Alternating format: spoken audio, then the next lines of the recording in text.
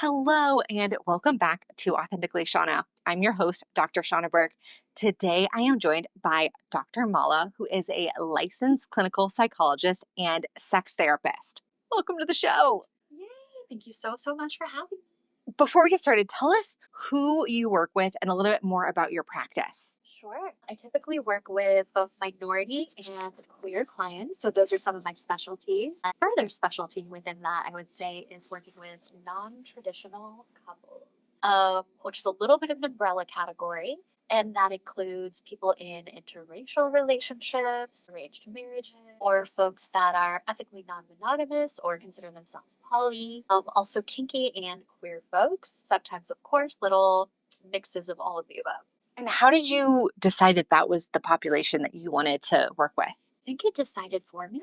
I used to work in an agency where I think anytime there was like a really tough case or a really saucy case, it would kind of be like, "Ooh, that's Dr. Malla." And I loved that. I loved being able to be the person that took those kinds of things on, like dove in and figured things out with clients. And it became something that I was like hungry for more trainings on and then would kind of like do stuff. And now I'm actually in the position where I get to provide some trainings at the city and state level, which is really cool. So, yeah, A full circle moment. a full circle moment. I love those. So I wanted to chat with you about how some of these words that we associate with sex and intimacy, that word especially, how I feel like our definitions, like what we were saying before we got started, kind of got stunted probably when we were in middle school and we heard these words, and then we don't really have adult definitions for them.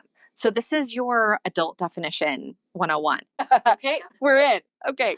So question number one is, what do you define as intimacy? What is it? I love this question because so many people can have so many different answers. But I think as someone that like specializes in the work a lot, I would define intimacy as depth, right? So I would say on its own, intimacy really just means how deep is a connection in some way. But you can have different flavors of intimacy, right? You can have emotional intimacy, and that can be your bestie that you text about everything, including like, how often you puke that day. And then you can have physical intimacy, which I think is what most people associate intimacy with, which of course can include things like sex and foreplay and cuddles and smooches and all the fun stuff. But again, even physical intimacy doesn't necessarily mean romantic. For example, best friends can have physical intimacy when they hug or when they snuggle to watch a movie, right?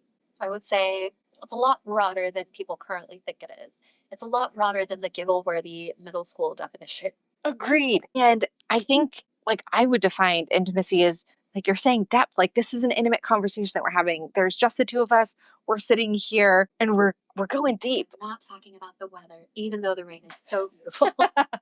We were recording on a rainy Thursday evening. Yes, agreed. So then let's connect intimacy and pleasure. So what does pleasure mean? Yeah, I think pleasure is actually anything that somebody finds enjoyable. And we could leave it there, but I'm not going to. So I think anything that anybody finds enjoyable, but particularly anything that makes somebody sort of relax or yield into an enjoyable experience. I think pleasure is a little bit different than just a light thought. I think pleasure has this quality of sort of getting melty and lost in it, right? Like if you feel a good piece of dark chocolate, that sound you made. Yep, perfect. That is pleasure, right? That moment of you don't care about anybody else, your eyes are closed, you are into the chocolate, right? Absolutely. And so I think of pleasure as yielding into a positive or enjoyable experience. And do you think that a lot of times when we have pleasure, we do that in an intimate setting? Because most of us aren't like going to a restaurant with a lot of people and being like, What do you mean? That's exactly what she does.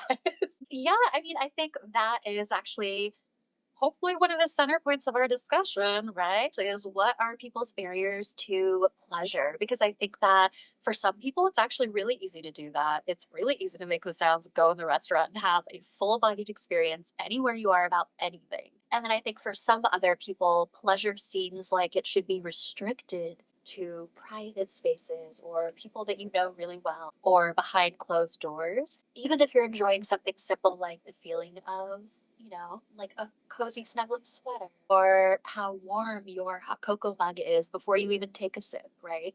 I think some people will kind of catch themselves in those moments of pleasure and kind of be like, wait, can I relax here? Is this okay? Yeah, I think that's so interesting. And where do you think that comes from? Trauma? Yeah. So I think is a word also that probably we should Yeah, define. let's do it. I think people, when you say trauma, think of like capital T, big trauma, right? Like natural disasters and rape and murder and all the really big ones. Hmm. And yes, those are definitely capital T trauma, but there's also what I think we anecdotally call little t trauma. And little t trauma, which is still trauma, can be different. Anything that, even if it was meant to be benign or not supposed to be harmful, something that severely impacted and then disrupted someone's growth and development. So it's something that psychologically happened and then stuck with you. A bunch of stuff happens to us all times in life that is very normal. Like every single kid has probably like skinned their knee or fallen or whatever, but it doesn't really rise to the trauma level unless it's something that then gets stuck or deeply held or impacts how that person then, like, never runs fast after or won't get on a bike again. And why, and I know there's so many different theories, why do you think certain things stick with us and certain things don't? Like, I think all of us have had little T traumas. And is there a good area, not even a good, is there something that you've noticed in your practice where you say there's this theme that runs through that because it was witnessed by a classmate, because it was witnessed by a teacher, or, I'm sure I think a lot of these things happen when we're in school settings. And so sometimes I wonder if someone wouldn't have noticed this, would this have not been a big deal in my own life, right? If I would have just been left to my own devices, nobody would have known, then there would be no trauma associated with it. Is it a lot of times that that it's witnessed, that what are like some common themes that you see? Yeah. Yeah, I think there are things that can kind of play into it. So it's a little bit tricky to like give an overview, but I'm gonna try. Just for you, Shawna. Thank you.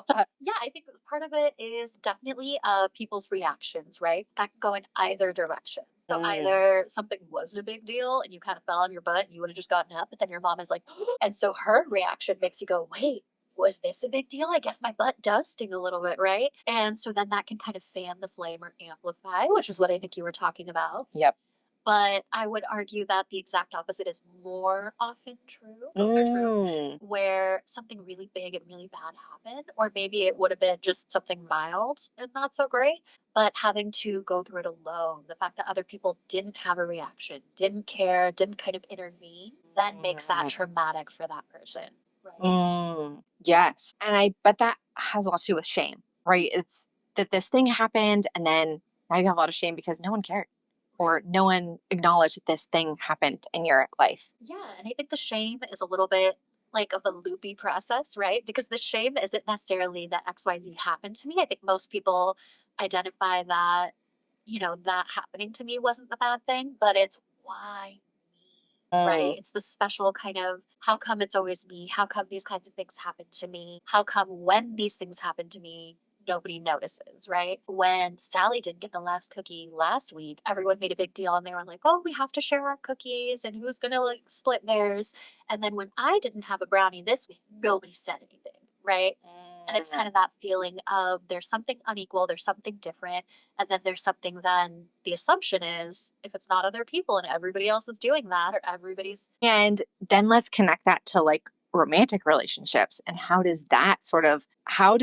those experiences then get amplified in intimate relationships and settings? Romantic relationships are really templated around early experiences, like many things. So, whatever you grow up watching, which often is parents, right? Like a mom and dad, but also could be your grandparents, could be your neighbors that were super hot and steamy, could be whoever was around that you observed and noticed as, okay, this is an adult couple. This is what an adult couple is like. And so I think that if you have people that are in really different relationship styles, like the more variety there is, I think the less people are really impacted by that because then people can kind of realize, okay, there's a menu of different relationships. But I think if somebody really is only observing their parents be intimate, for example, then whatever my parents are like, that's what I'm going to assume relationships should be like. So if there's one person that's always super nice and sweet and cleaning up all the time, and another person that's always stressed and angry and we have to kind of watch out for, then I'm going to assume that in a relationship, there's always the chill one and then the one that needs to be handled. And then I have the choice of whether I'm the chill one or the one that needs to be handled, right? When in Absolutely. reality, that is one relationship dynamic, not the obvious one, very common. And there are a lot of other dynamics, right? There can be two partners that are actually both mellow and supportive and, balanced. There can also be partners in totally different dynamics. But whatever you see growing up, I think really is that first big strike, right? And then we have these like phases, particularly in adolescence, where then we kind of look around and see, like, okay, what else is possible? Like maybe my friends don't know everything. Let's shop around and kind of see what else is out there. And that's when we really look to our peers for that sample and example, right? What kind of relationships do my friends have? Does my teacher at school have when she, talks about something? Or when, and then we'll kind of like sneak away these little samples of other people's lives to kind of make this mosaic of, okay, what's possible beyond my family? However, if that ends up matching your early experiences, then that just kind of reinforces and deeply grooves them in. And how do we even begin to notice who we are? Favorite is actually, I think the obvious answer that I'm supposed to say is go to therapy. And while I obsessionally love therapy, clearly biasly, absolutely recommend it for everyone. I think there are so many other ways to do some self exploration. You can talk about it with friends.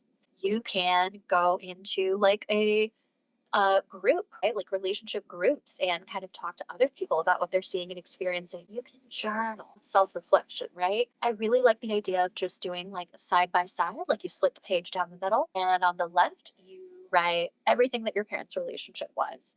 They were this, they were that, they were sweet, they were nurturing, they were toxic, they were whatever. And then on the right, kind of identifying then either in reaction how much of that transfers over, or where are you really different? Where are you shift? So I think just kind of that basic self examination is a little bit of a check in, right? Like, where am I right now? What do I know right now? And when you're working with people, do you notice that people have shifted who they are in different relationships? Like with my best friend, I play this role. With my neighbor, I play this role. With my partner, I play this role. Like, what are sort of the dynamics that you see people playing in their lives? So I think there's some kind of quote I'm for sure gonna mess up, but essentially that all healthy families are similar and all traumatized or difficult families are unique, right? And I think that when we think of healthy cluster of folks where things have just luckily gone well enough and they're doing well and they're thriving and there's no big interrupting incidents, right, or any trauma, then those people tend to have much more role flexibility. They are not worried or rigid in how they show up. With my one friend, I'm super supportive. With my other friend, they support me more. With my partner, I can do this, right? People have flexibility and room for nuance and difference and variety. But then with trauma, right, whatever unique set of circumstances happened taught you that XYZ is the only safe thing to do. With trauma, you kind of have this snap, snap, you better learn what's safe, right? And so, because of that efficiency mode, people will then kind of shortcut to people pleasing is safe. You know what? When I'm just super nice to people, then people don't bother me. Sometimes people are like, you know what? If you bite first, then that's when you're safe. You got to show people you're tough, right? And so then people will get stuck in the role of the tough person who then is missing out on all this beautiful, mushy, vulnerable stuff. Or then you are the person that's always needing help or soft and squishy. And then you kind of miss out on those empowering moments, right? It's the lack of balance that's really the problem. Which is so interesting because I just had a conversation, but a couple episodes ago, this will have been about physically, and it's all about balance, right? It's not just when we're doing something physically, it's not just cardiovascular strength, it's not just muscular strength, it's not just stretching. Like, you need to be able to do all of the above. And I think that what you're saying is the same exact thing, is there needs to be balance, and there needs to be an ability to have diversity within the roles and relationships that you have. Absolutely. And just like on that note, because I know that you are a doctor of physical therapy. Yeah. Also, there needs to be balance in chilling your body out. I don't know why when people think bodies, it's always movement, exercise, go, go, go. And it's like, okay, and you need to learn to down regulate. You need to learn to do some yin yoga. What about meditation? Yeah, What about rest? Are you resting? Pacing is so important too, right? absolutely. And so I think, yeah, I think it's interesting that we're sort of having these same conversations in very different ways, right? Like the way our emotional body is and our physical body, it's the same, it's mirrored. It's just how we're looking at our lenses, right? I look at the physical body as a lens, you're looking at the emotional body as a lens. And so I think those things are very similar. And I think there's a big intersection point between the two. Absolutely. Yes. Yeah, I think they also really impact one another because the people who maybe are really good at solving things in and through their heads, particularly with physical intimacy or romantic intimacy, don't always know how to be in their bodies, right? Mm, And then you can have the yep. converse of that too, which is people who are in their bodies in the moment, but then don't do a lot of emotional processing or kind of shut that side down, right? So again, balance. The answer is just balance.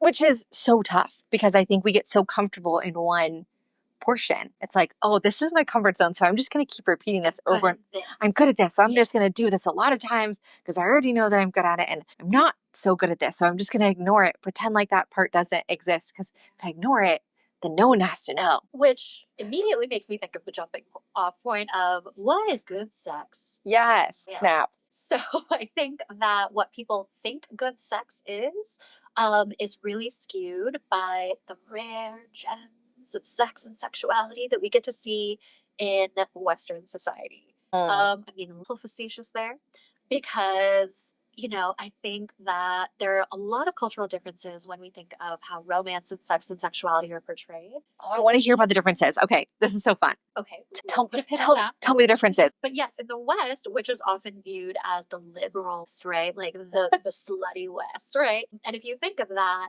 then even in the West, we actually have incredibly few portrayals of good sex, sexuality, and intimacy. Like if you think of Hollywood movies and or where most people actually get their information about sex, which is porn. People don't always talk to their parents. Sometimes little curious beings will just go on the internet and find what they find. And surprisingly, that is not always the healthiest or more accurate information. So then people will have these stuck notions of, okay, good sex is when both people are young and hot. Okay, good sex is when both people moan a lot. Okay, good sex is when there's a lot of movement and writing that goes really fast, right? And people will just have their stuck points of what good sex is, when in reality, I would say sex is good sex, is mostly about being playful, being exploratory, and kind of being willing to try new things, right? Not that you have to try new wild things all the time, but even just like a little twist or switching up the order or saying something a little different this time or trying it with candles, trying it with lights on. Whatever it is, I think that flexibility to just try new things, be curious, and be playful, those are more often and have a sense of humor, which again, I think kind of goes with the playful. But I think those are much more often the elements of good sex rather than one rigid, restrictive, perfect, quote unquote, perform. Sex is not a performance, it is an experience. I'm going to extend sex because I think that's one like hallmark part of a relationship. But I would say, wouldn't you think that those things expand to all the facets of a relationship? That's cooking dinner, that's doing chores, that's whatever it is. Like, I think if you could incorporate that into all aspects of a relationship, then sex just becomes a place where you can express that in a different way. So I bet if that's not happening in other facets of a relationship, Then there's it's stuckness. it's Yeah. definitely not happening in sex. And if it's not happening in sex, it's probably definitely not happening in other places in your relationship. That's my guess. Not that I talk to Yes. people about this a lot, but No, that would you're that right. would probably be my assumption. I just want to also destigmatize that though, right? Because there's a reason that people end up in these situations, and it's not because they want to be boring and sad, right?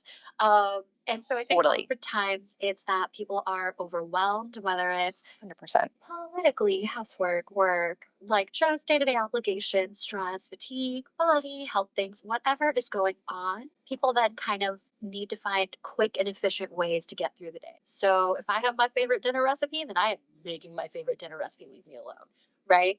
Because I don't want us to come off as saying, so you have to have a different dinner every night Oh, and then no, do this definitely every not. different day and then right. So routine is soothing. Humans like Absolutely. routines and shortcuts and heuristics because they are soothing. They are rituals that calm our nervous system. Mm, However, when we become too attached to them, and then any deviation outside of that becomes dangerous. dangerous or hard to do or something that we don't want to even try, that's the point that we're kind of talking about, right? Like Totally. if Friday night is pizza night, amazing. But if Friday night is pizza night and then they ran out of pizza and you are not going to eat now, that's a problem, right? Absolutely. And what do you think that like tipping point is for a lot of us?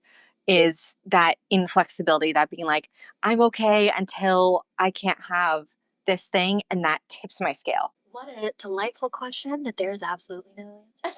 Yeah. So the thing is, it varies by person, right? Which is, I think, what makes relationships in general, but particularly romantic relationships, so hard is if you're my tipping point, for example, for routine and uh, rhythm is very, very, very low. I got a low base there. Like, I don't need a lot of routine. I thrive on difference and novel and chaos. I am neurodivergent that way. And so that works really well for me. However, I can't assume that my partner is going to be in that same boat because they might be someone that is really soothed by ritual and rhythm. And maybe they have anxiety and maybe they just need, maybe they don't have anything clinical going on, but they just kind of need or prefer something different. And so navigating how two people can get both of their needs met when they have different preferences, I think is often what brings people into couples there.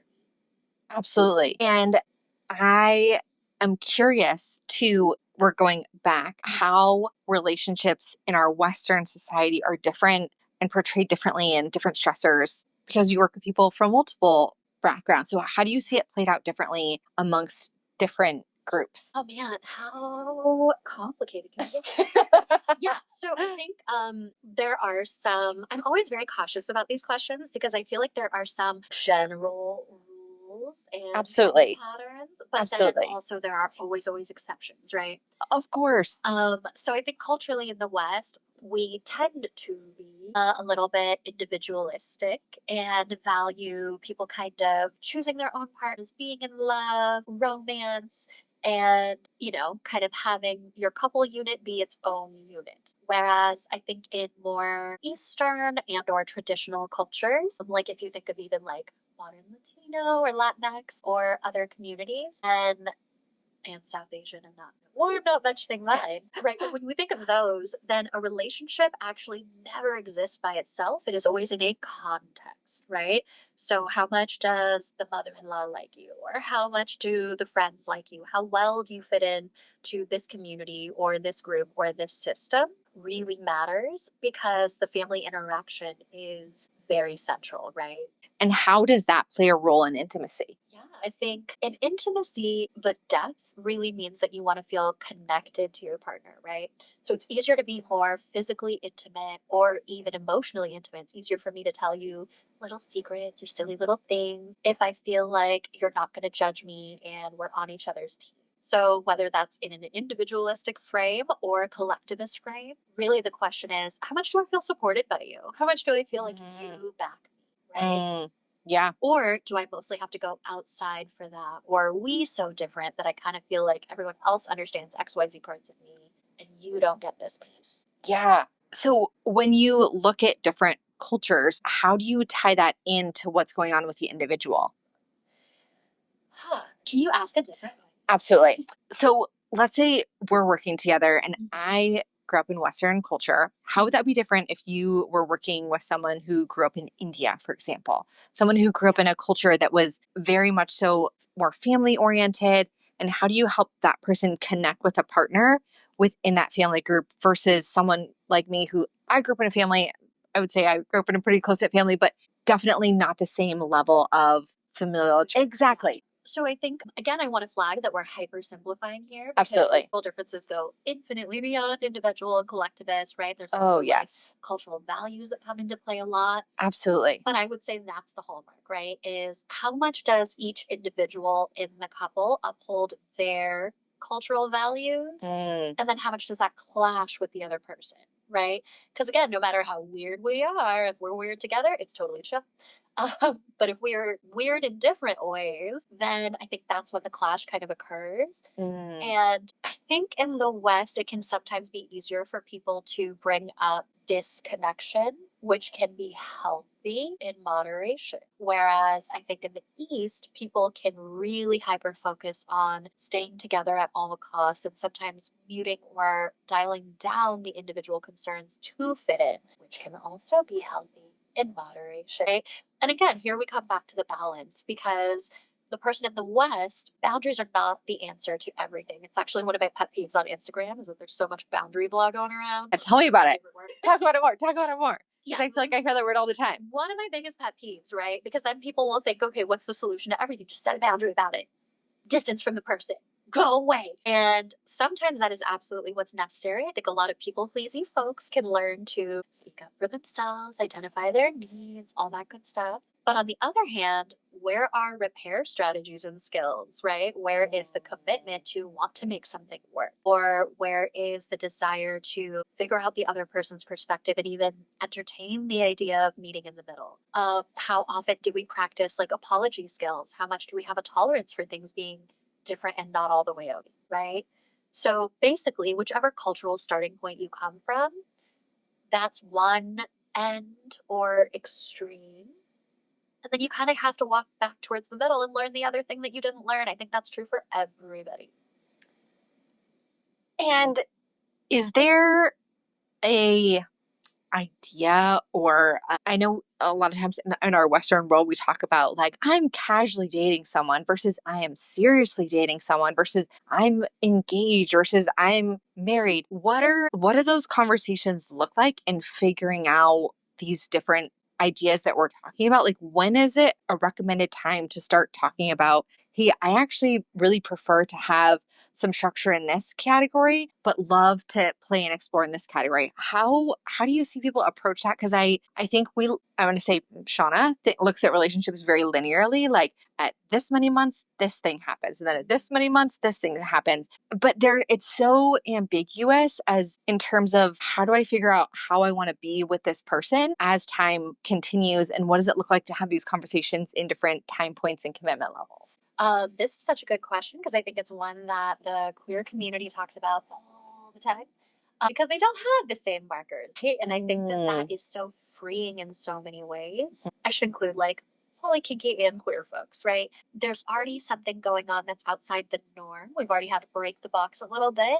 And I think in so many ways that gives people the freedom to then fully go back to the drawing board and define things for themselves, which ideally is what everyone should be doing. Everyone, everywhere. Because I think that when you use that kind of out of the box, system factoring settings, that might not fit you perfectly, right? Like if you're really shy, you might want a little bit longer to get to know somebody. If you are someone who connects really deeply and you met somebody else who likes to do that, then maybe you know right away that you're ready to get married. And is that conventional wisdom? Does that mean all your neighbors now have to get married within a month?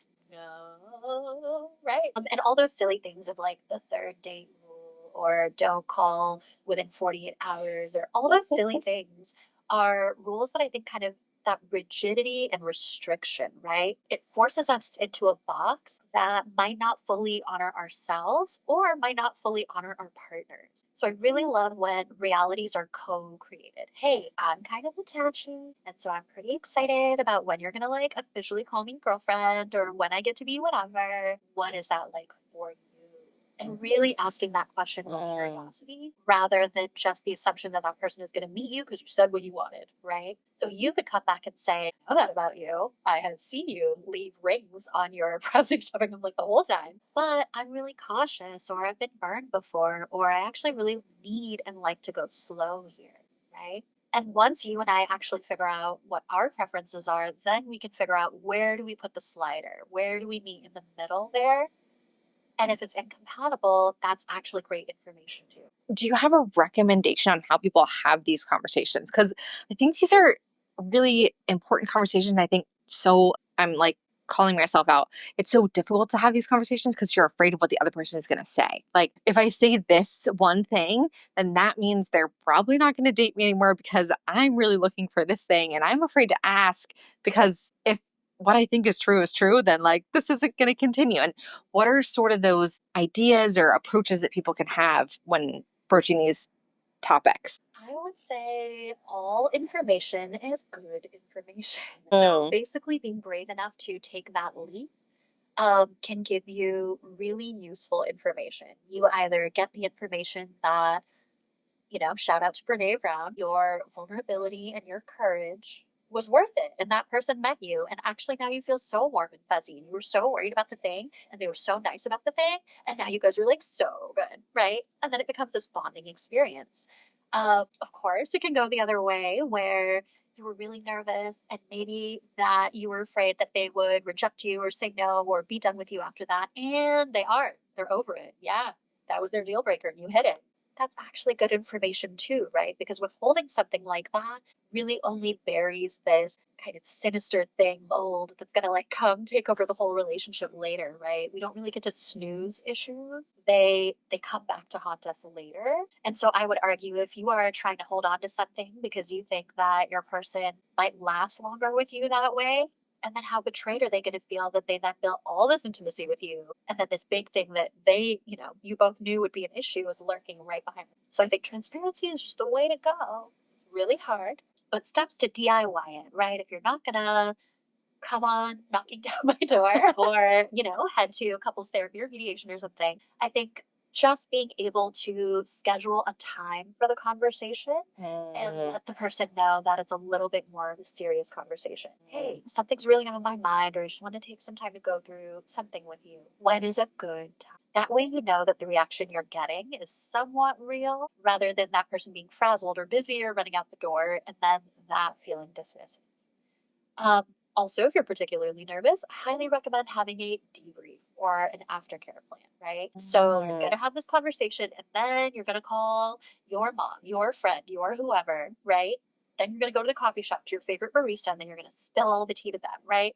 Whoever it is, just having someone to like, walk through the process with you, I think makes it feel less lonely and weird. Again, most of, I think, sex and relationships being so taboo as a topic robs us of the ability to actually find out like what are other people really doing? What is life really like? Because we're all picturing these like Disney movies with porn scenes spliced in.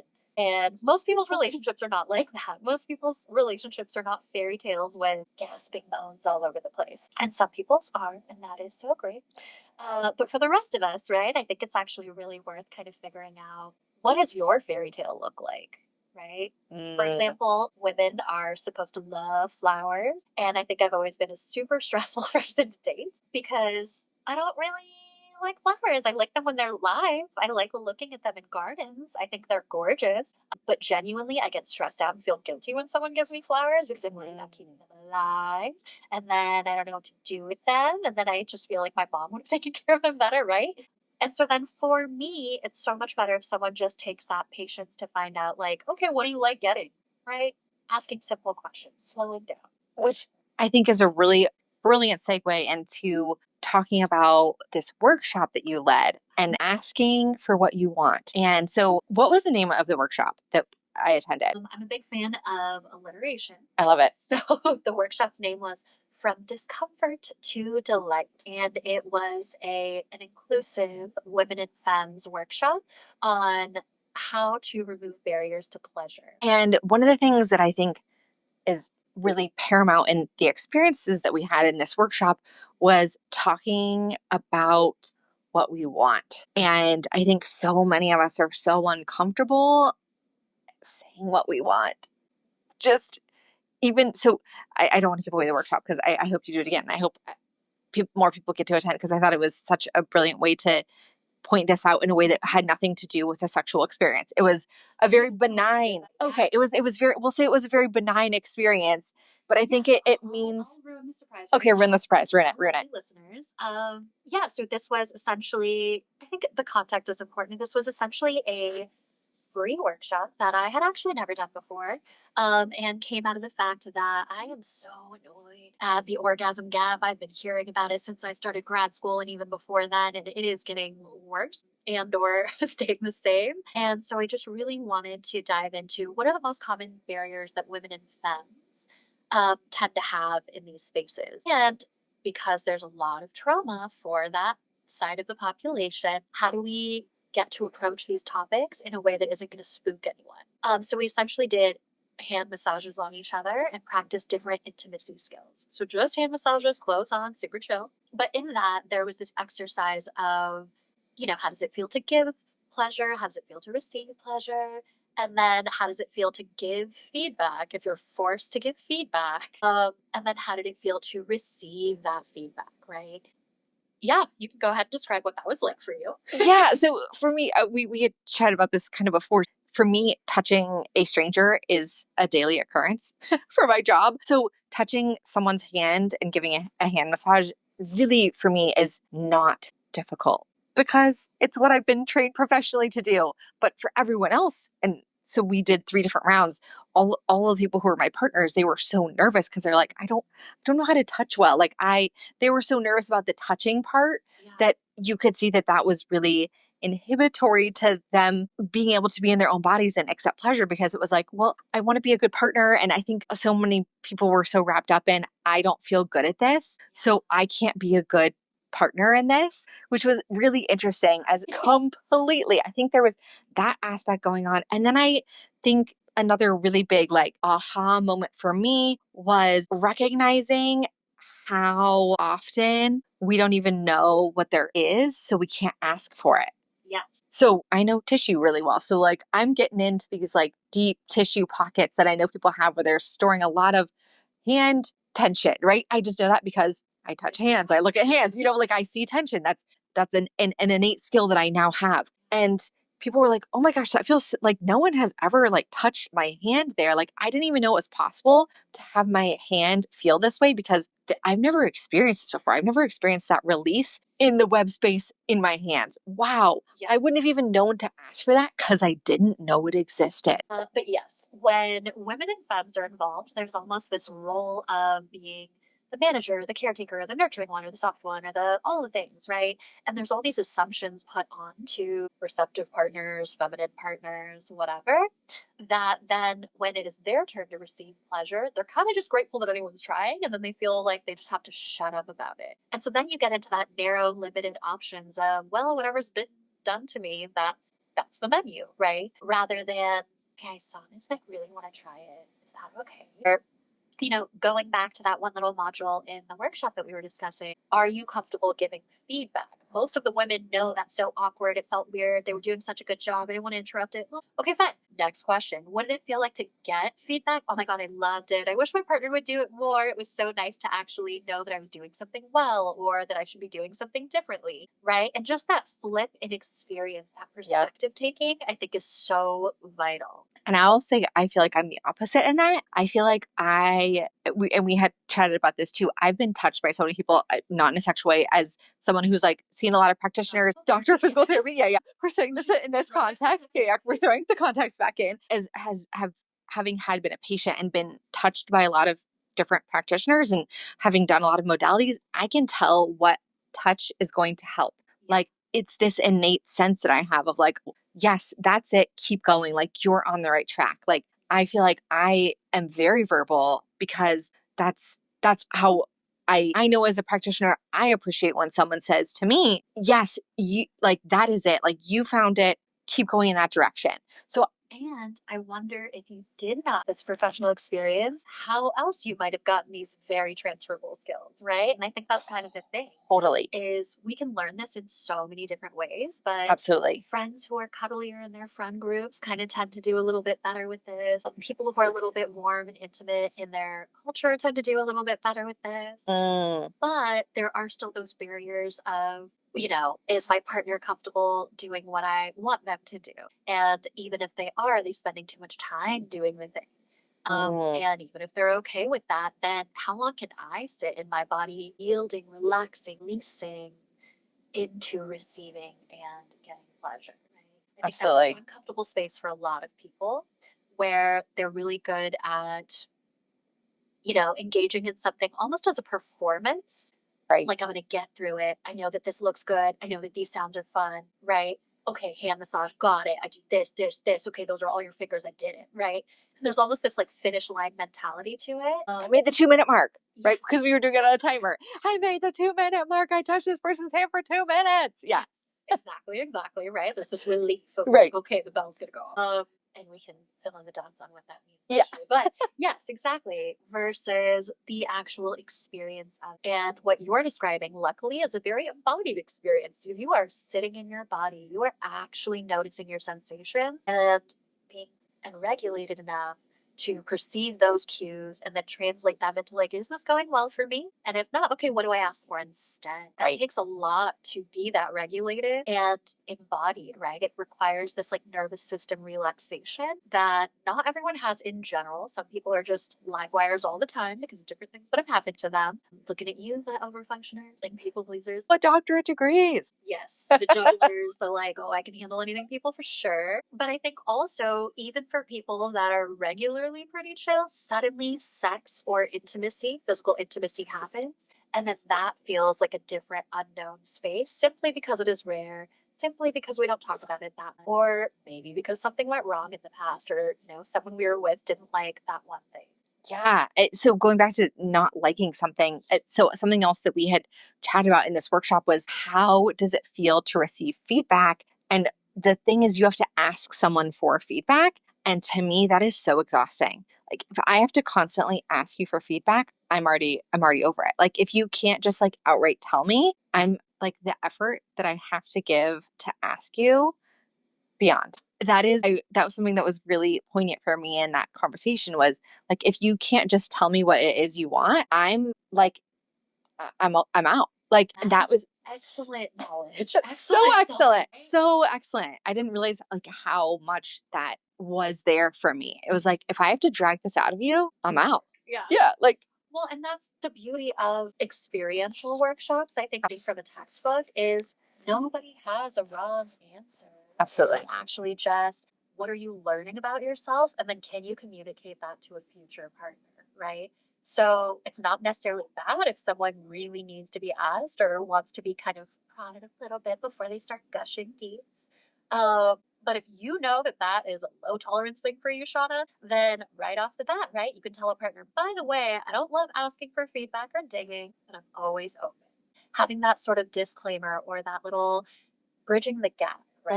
It's okay if we're different, but how do we kind of meet in the middle? How do I tell you who I am and what I need? And do you recommend having those conversations while you're having an intimate moment, No. before you're having an intimate moment, after you're having an intimate moment? Like, when is the time that you sort of broach these conversations? I realized I said no there real fast. And, I think I that's love it. because couples that are newer to talking about sex or, dissecting their intimate lives, I would say not during the moment. That is such a fragile, tense, Mm, nerve-wracking, kind of already, hormonal moment. Like there's already so many feelings and sensations going on yeah. that I think sometimes people are already overloaded or overwhelmed with sensory information. And then if you give someone feedback that normally they would have been totally fine with right in the moment, they can feel a little bit more defensive or fighty about it. This is not true for couples who regularly do this, right? So if you are in the practice of a little to the left, higher over here, then you're totally fine and you can give feedback in the moment, right? But if you're newer to it, I would say start slow and bring it up with your partner. Hey, I heard this podcast, went to this person, whatever you want to blame it on, right? And so I'm going to be trying this new thing where I want to just always frame it on yourself, right? I want to get more comfortable talking about sex. I want to be able to give you more feedback and also hear what you like and don't like, right? And that way your partner knows this is not, oh, I'm so bad that I need the feedback. I think people always have that reaction to immediately personalize it. But no, hey, this is a general thing we are going to try from now on, right? It's shifting that context. And then once you have that door open, I think it can be easy to, okay, we have a regular Sunday brunch and we talk about how are spicy things going for us, or even emotional intimacy. How emotionally supported did I feel by you this week? Where could you have done better? Where did you do really well? And just so that the feedback feels balanced and or tolerable, I always recommend doing a highlight and a low light. What went well? What could be better? And how often do you think these conversations could be had? Like, is this, like you're saying, like, is this on a weekly basis? Is this on a monthly basis? Is this whenever a partner feels like they need to have this moment? And does that depend on length of relationship? Like, what are some of the patterns that you've witnessed? Well, if you have been paying attention to the podcast, I'm not a fan of super rigid answers, but I will say that about once a week tends to be a good average for most people. However, you have to think about the risks, right? It really is based on individual tolerance. So, how many other things does that person have going on in their lives? Like, what's their immediate context really matters. And then also, how sensitive is that person to feedback? Because if you give too much feedback all the time, then it kind of feels like everything is this constantly graded performance. That's Mm, not so sexy. yeah. But also, if you only do it like once a year, we have our annual checkup, then I'm suffering for a whole year before things get better, right? Right. And so I think it's really up to individual couples to find their sweet spot in the middle and really just make room for even that conversation. Hey, does this weekly thing feel okay? No, now I hate having brunch with you. Okay, you know what? Why don't we try every other week then? Why don't we kind of switch it up, right? Just that flexibility. I'm going to keep saying that. I love it. I love the word flexibility. So we're Flexibility and just balance and flexibility. balance flexibility. We talked about Malla. Let's talk about what people can do to figure out what feels good to them in intimacy. Because I think like taking it like a full circle is most of us don't know what it is. So we don't practice it. And then no one talks about it. And then we're supposed to practice it with another person. Yeah. So how do we sort of figure out like what we like in intimacy? When you say that, I'm assuming you're meaning physical intimacy, yeah? Yes, Okay, dang. great. So with physical intimacy, I would say it's really trial and error, but that trial and error can be with yourself in the privacy of your own domicile, right? You can just have your own little moment. I think that this can be something that is stigmatized a lot for people, specifically from if somebody has religious trauma or a certain messaging around self exploration. But it's really a very natural thing for somebody to be able to even bathing yourself, right? I think that's a good place to start is when, if you're somebody who's really uncomfortable in your body or has a lot of body shame or doesn't really know how to be embodied in their body during sexual intimacy or pleasure, then just take a slow, lingering shower. Practice going really slow and noticing each part of your body as you're doing that, right? Of course, masturbation would be kind of that next step in that solo or self exploration, but being able to figure out even like, does a firm grip feel good? Does a light squeeze feel good? Do you like feathery, sensual, soft touches? Do you like intense, deep kind of things going on? Do you like it to build up to a certain pace, right? And whenever you figure out what your rule is, that's going to be your most of the time rule.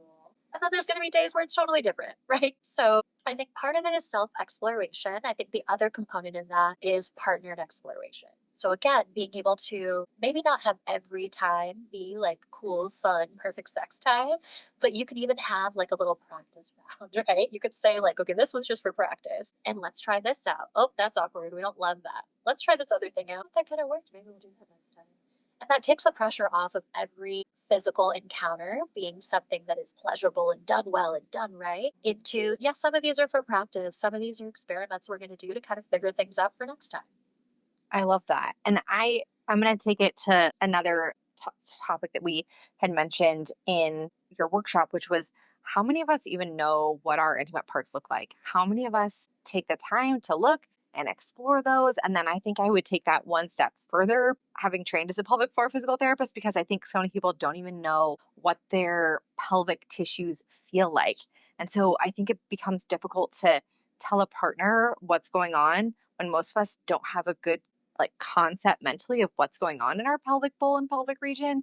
And so if I could just like throw my 2 cents in is I feel like everyone could benefit from going to see a pelvic floor specialist and have someone help you map out your pelvic floor and where things are. Because for me, it took me being a patient and then being a practitioner, which obviously you don't need to do that, but it took me a long time to figure out where things were in my body and what felt good because it is a big hole and a cavern and I couldn't figure out where I was in space. Like I was like, the abyss. I don't know where I am, so I can't tell you what feels good because I don't know where that is because it's a hole. And where did that go? And so I feel like for me it was going to pelvic floor physical therapy for a totally unrelated reason, but that helped me figure out where I was in my body because I couldn't figure that out. It was like the That is. strangest masked gifts that I have heard, particularly feminine patients talk about, is incontinence. I love it. I love it when people are incontinent because then they have to go to you and then they have to figure things out. And then suddenly they know where their PC muscles are. And then suddenly they can do Kegels. And then suddenly they discover a whole fun new reason to do Kegels, right? Absolutely. But again, would people have come to you if it was about sex? Nope. Right? And that's the thing is I think a lot of times people forget that these are medical things. These are bodies. These are They're muscle, simple they're tissue. biological things. They are muscles and tissue and all the fun things that we know. So like hydration is important, staying connected to your body is important, right? Just if you think of a more PG pelvic or sorry, a more PG physical therapy thing, posture, right? I Absolutely. am someone who is always sort of aware of my posture because I tend to round my shoulders in. I'm a very cozy, comfy person. And so I know that since becoming aware of that, I kind of have this, okay, shoulders back, right? Every once in a while, I'll have that reflex to sort of auto adjust and correct. But I had to be sensitized or I had to kind of notice that part first. So when we're talking about shoulders and posture and necks, pretty simple. People are okay with that. But when we're talking about like down there, it's this like you said, mystery black box that people are sometimes afraid of. There's not a lot of people on TV kind of exploring or being super proud of that. And then unfortunately, the images and depictions we have of people who are bold and proud about things like that then feel sort of on the fringes of society. Do I want to become one of those people? Do I want to become like them? And I have a secret for you. You don't have to tell anyone anything. You can do your own self exploration. You can find things out. You can go to a pelvic floor therapist and specialist, and you don't have to tell anybody. Those can be your lovely little secrets of Absolutely. how you got there and how you started to know things, right? Because this is really about it feels very much like agency to me. Do you own your Mm, own experience? yes. Are you empowered to make your own decision? Because if I give my pleasure as a responsibility away to you, because you're the person that knows the thing and you're the person that knows my spots, then there's such an epic sense of loss when that is Mm, lost rather than, okay, but I know my spots too. Okay, but I'm the one who taught you where to go, right? And so I mm. think really being able to own your own and view it as something that is deserved with or without a partner and is deserved, period, right? Absolutely. And I think like the like our overarching theme is like knowing yourself, knowing what your habits are, what your patterns are.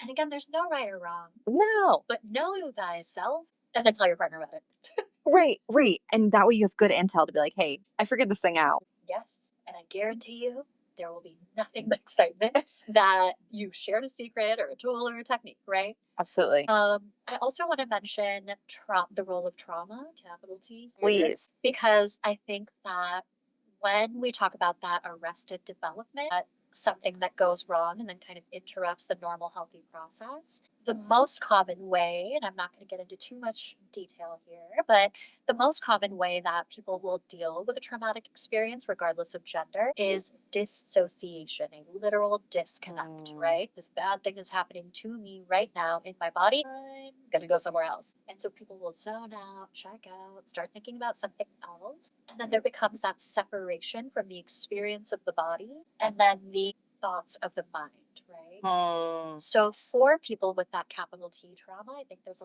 lot of slow work in reconnecting the body and having that awareness that you were talking about, right? That awareness that we can sometimes take for granted when things are going well, yes. that suddenly dips out when you're stressed at work or when a trauma flare happens. And I think we probably all do this because there's so much coming at us all the time. So if we paid attention to everything, we would probably implode.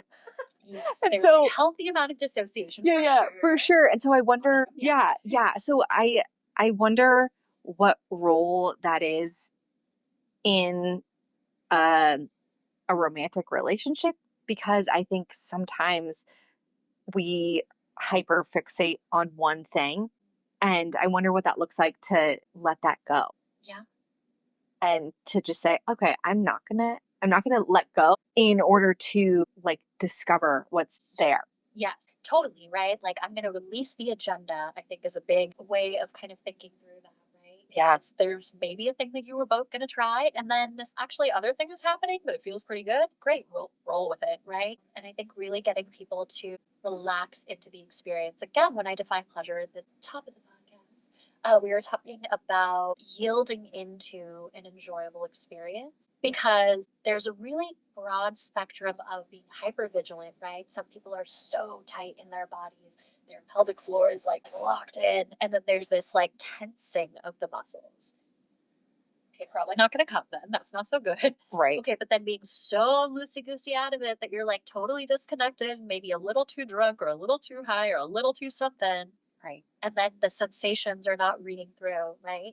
So you can be too relaxed or kind of almost like too aware. So really finding this like healthy, lovely middle spot where, we're taking some slow, deep breaths in, we're like noticing sensations, we're relaxing into it.